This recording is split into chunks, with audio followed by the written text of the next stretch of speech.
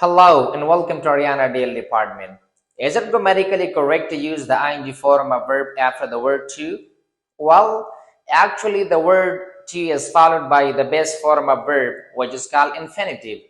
But there are some of the more cases where we have to use the ing form of verb after the word to. And it is important to recognize whether the word to is a preposition or a part of the infinitive. If it is a part of the infinitive, definitely it is followed by the best form of verb. But if it is not the part of the infinitive and it is a preposition, in that situation, it should always be followed by the ing form of verb. Today, I'm going to tell you 3 different ways of using the ing form of verb after the word to. That is, looking forward to, committed to, and used to. For example, I am looking forward to receiving your positive response. We don't have to say, I am looking forward to receive a positive response. We have to say, I'm looking forward to receiving a positive response.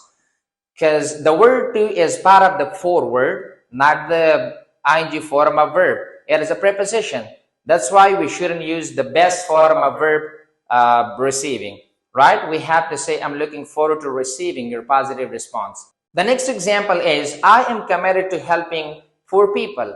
Here, the word to is actually a part of committed, not the verb. So we shouldn't say that I am committed to help poor people. We have to say, I'm committed to helping poor people. The last example is, I am used to working in this computer. Here, the word to is also a part of the word used. It's not a part of the verb. So instead of saying, I am used to work in this computer, we have to say, I am used to working in this computer. So these 3 cases should always be remembered, and you should use the ing form of verb, the word to, and these kinds of examples, not the best form of verb. There may be some of the more cases and more examples where you have to recognize whether we should use the ing form of verb or the best form of verb. I'm going to teach you a tip.